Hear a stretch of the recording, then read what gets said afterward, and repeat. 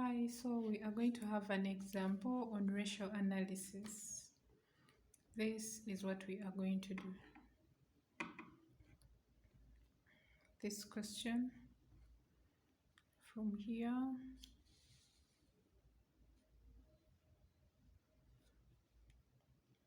up to there. So before we read, let's read what is required.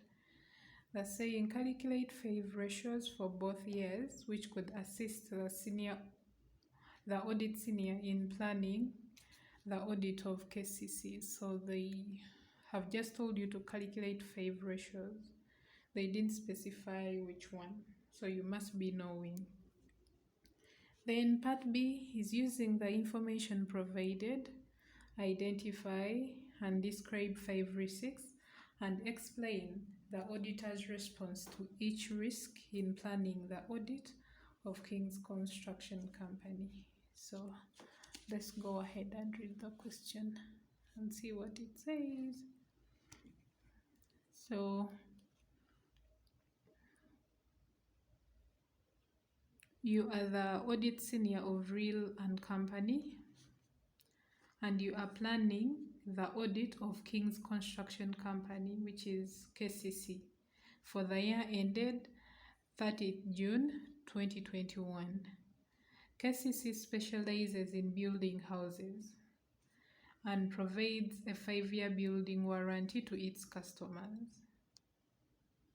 So they have a warranty provided to its customers. Then your audit manager has held a planning meeting with the finance director. He has provided you with the following notes of his meeting and financial statement extracts.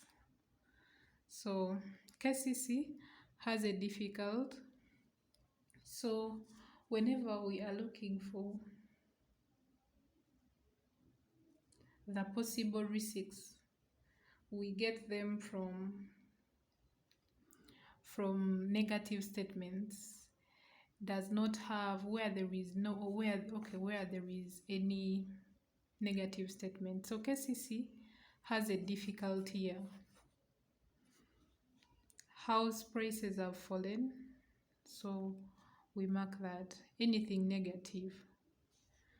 House prices have fallen. As a result, revenue has dropped.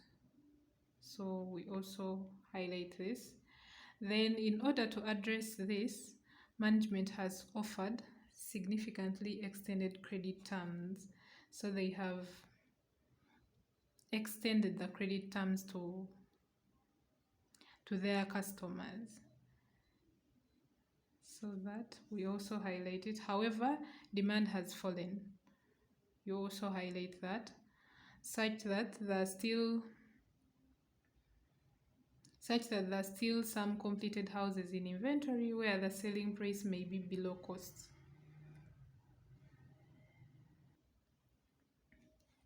So there's still some inventory where the selling price may be below cost. So we also highlight that. Remember, inventory is supposed to be recorded at the lower, either of cost or net realizable value. So during the year, while calculating depreciation, the director has extended the useful life of the plant and machinery from 3 years to 5 years. So they extended the useful life of the plant. So this is questionable. We don't know why they extended. So we also highlight that.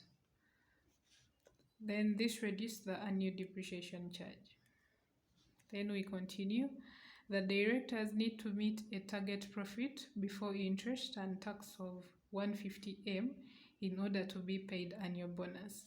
So this is a performance target. And it can lead to pressure to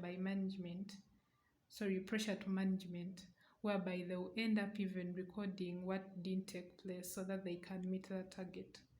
So this is also a risk. The directors need to meet a profit target before interest and taxation of 150M in order to be paid their annual bonus. So if they do not meet it, they will not be paid. So they will be forced to forge so that they can be paid. So that is a risk. Then in addition, to try and improve profits, KCC changed their main material supplier to a cheaper alternative. So this one can compromise quality. They changed their main material supplier to a cheaper one. This cheaper one can decide to supply low quality materials. So we also highlight this. Then this has led to some customers claiming on their building warranties for extensive repairs. To improve their operating cash flows, the directors borrowed 300M. We also highlight that 300M from DFCU Bank during the year, and this is due for repayment at the end of 2021. So we have the financial statement extracts for 2020, 2021 the draft, then 2022 the actual. So we have revenue,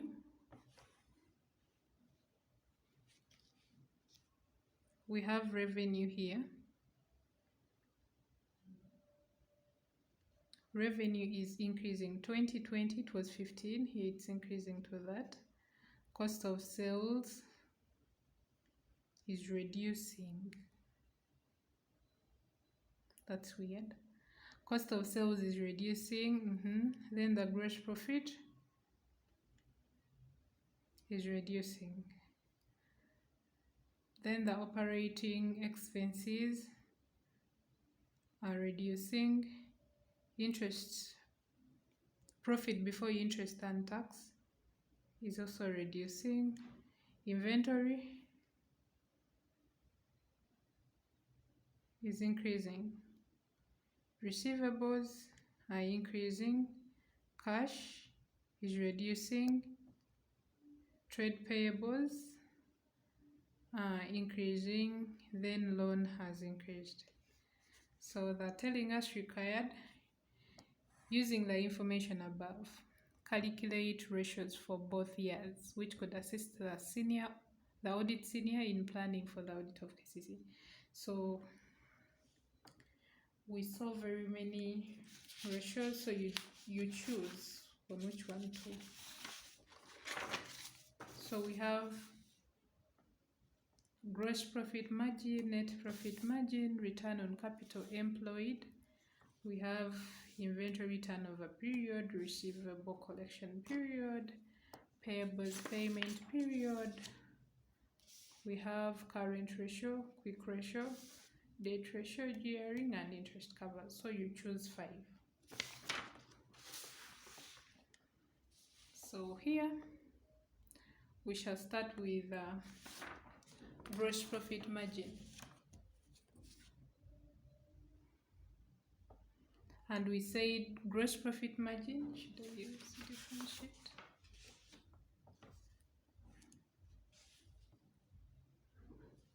So gross profit margin,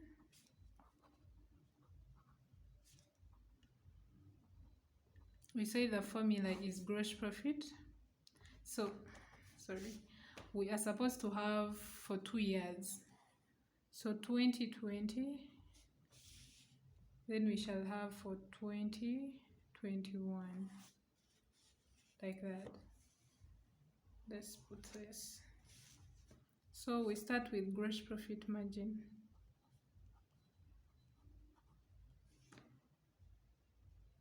Whereby we said gross profit margin, the formula is gross profit out of sales or revenue times 100. So gross profit, we go back to our question.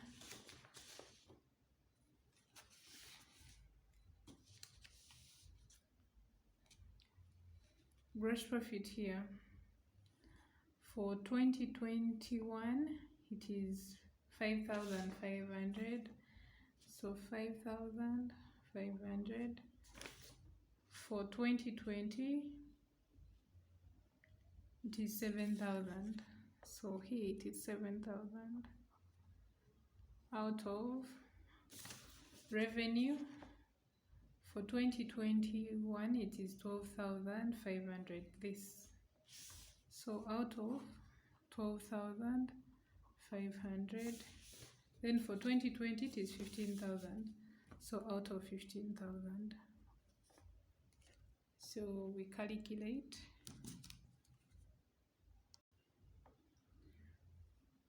So for 2020, it is 46.7%. Then for 2021, it is 44%. It has reduced. Then we calculate for the next one, which is net profit margin.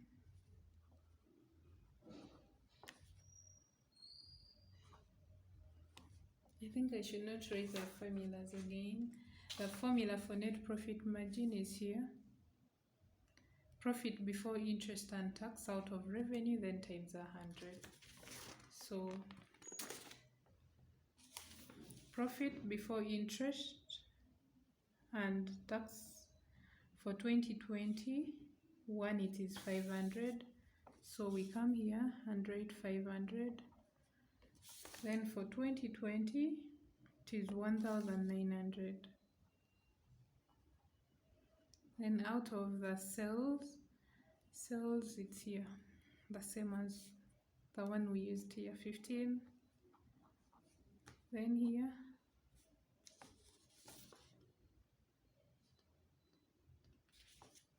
12,500. Then times 100 times 100. So for 2021, it is 4%. For 2020, it is 12.7%. There is a decrease. Yeah, there is a decrease from this to this. Then let's calculate for the inventory turnover period.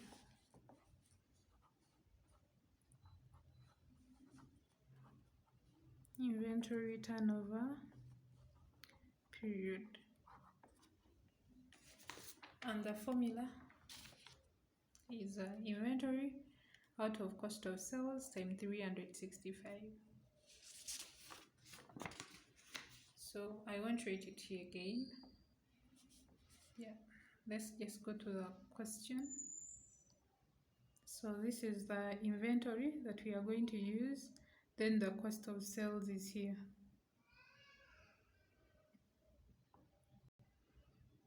Yes, so this is how we do it, times 365 days and 365 days. Then for 2020, it is 64 days.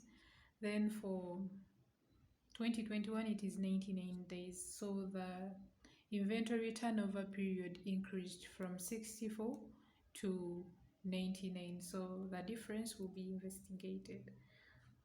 Yeah. Then the next one will be receivables collection period.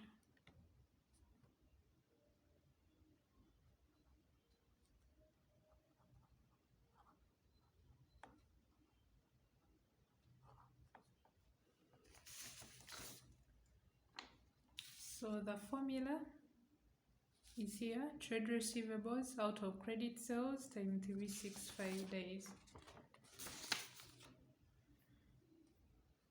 So trade receivables, I'm not going to write it again. Trade receivables out of credit sales. So in the question, here are the receivables. 3,100 and then 2,000. But they didn't give us credit sales. So if they don't give you credit sales in the question, you just use sales or revenue as the credit sales. So we substitute in, this is for 2020, this is for 2021. Trade receivables out of revenue, then times 365. Then the same applies here. So here 49 days, here 91 days. So the receivables collection period increased from 49 to 91. So the difference will be investigated. Then another one we shall calculate for is the payables payment period. The payables payment period. This is 2020, this is 2021. Payables payment period, the formula is the opposite of trade receivables. So it is trade payables out of credit purchases times 365 days.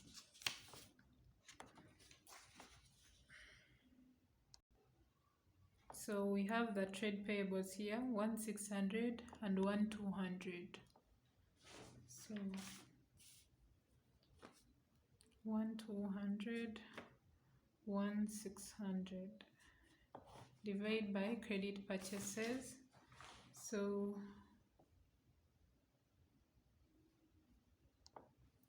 in this question we were not given credit purchases, so we shall use cost of sales. Yeah, we shall use cost of sales, but if it's not given, you can ignore that ratio because they told you to calculate any 5. So you can ignore that one and then go for another one. So, but in this one, we are going to use cost of sales. So this is how we do it. Then times 365, 365. For 2020, it is 55 days. For 2021, it is 83 days. So that payables payment period increased from 55 to 83. The difference will be investigated. Then we go to the liquidity ratios. We shall have the current ratio. The current ratio, which is current assets divided by current liabilities. So here in this question, we have inventory. Inventory is a current asset. Then receivables is a current asset. Cash is a current asset. Trade payables is a current liability. Then this loan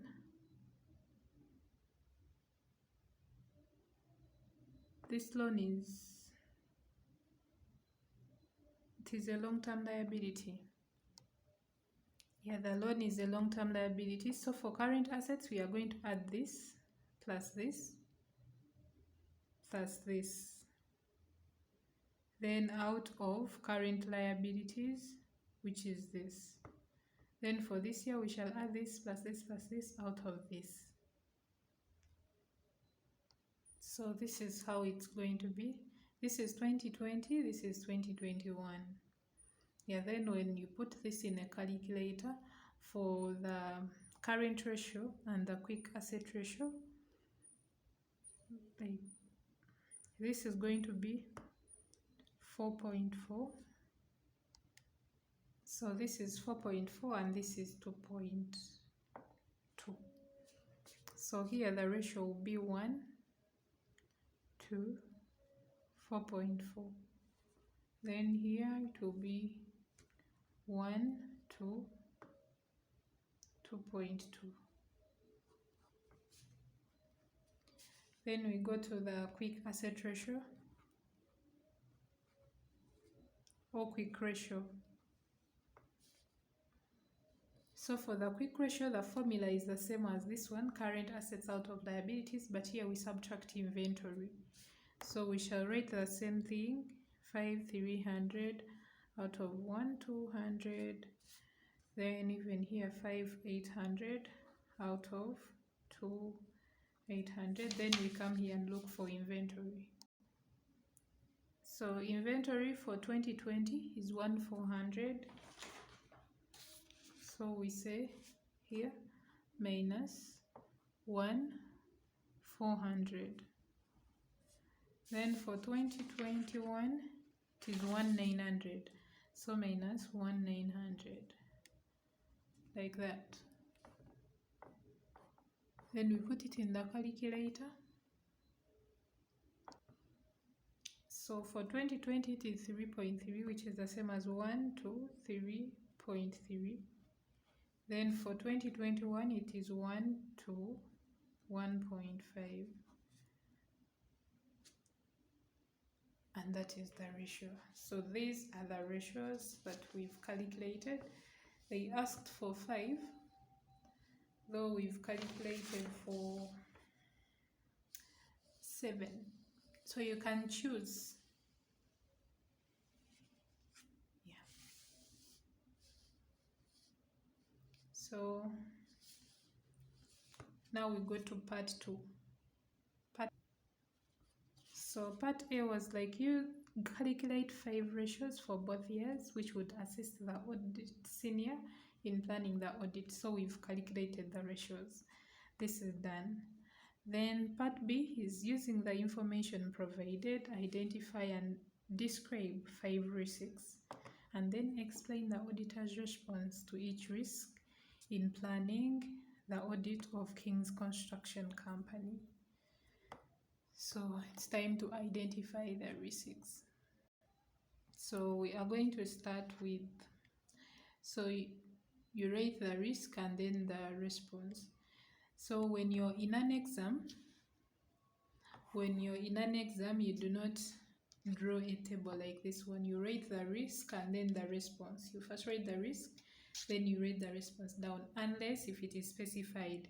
If the question says using a table, explain the risks and then the response. But if they do not say that, do not draw the table. Just rate the risk and the response. So here we are going to use our ratios and then what was in the question to identify the risks. So first, receivables days have increased from 49 to 91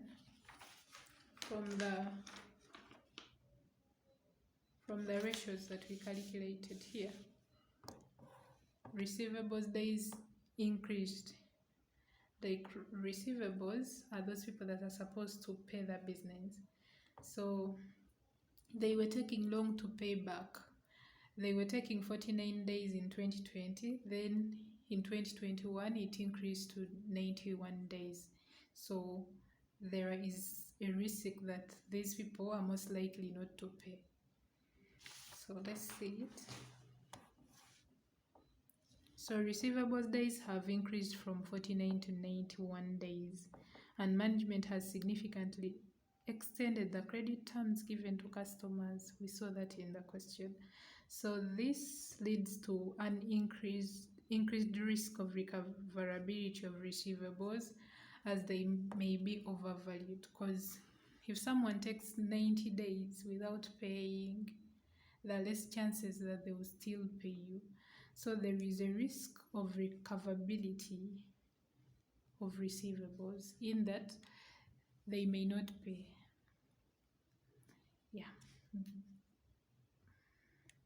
They may not pay. So there is a risk of recoverability of receivables. So here, like when you're identifying a risk, you have to find out what is overvalued and what is undervalued. Overvalued or overstated, and what is undervalued or understated or eliminated.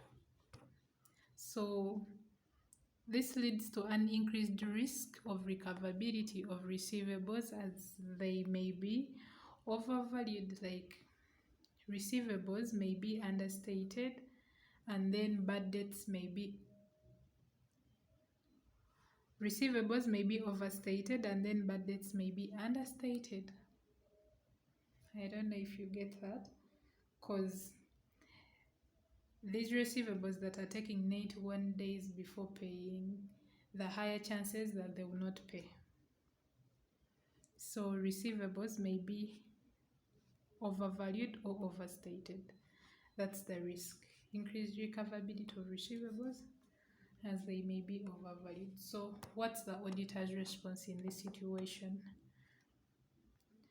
The extended post year-end cash receipts testing and a review of the aged receivables ledger to be performed to assess valuation. So the auditor is supposed to find out whether there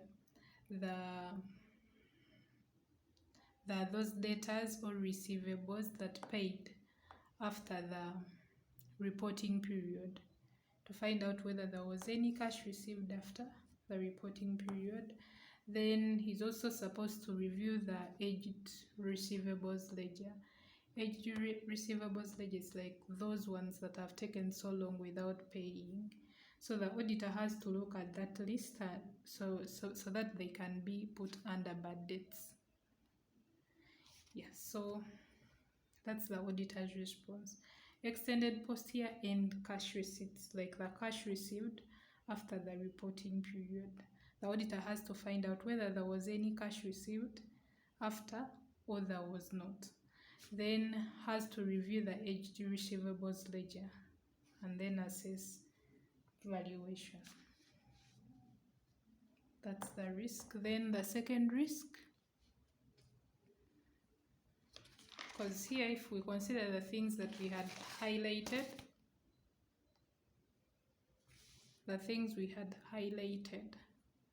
we have prices have fallen, revenue has dropped, demand has fallen, and all that. So those are the risks that we are supposed to explain. So the second risk will be due to the fall in demand of KCC houses. There are some houses where the selling price may be below cost. So there are some houses whereby the selling price may be below cost since they have overstayed without being bought. Yeah, maybe their value has dropped. So maybe their selling price, which is the same as net realizable value.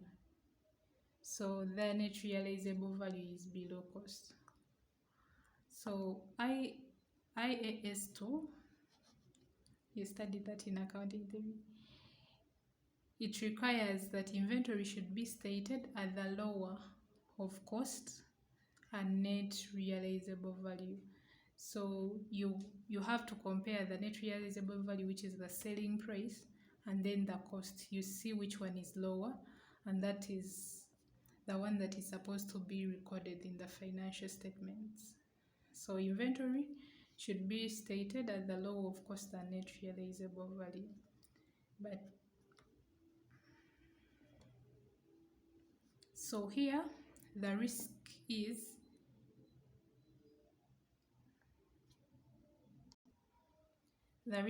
that inventory may be overvalued.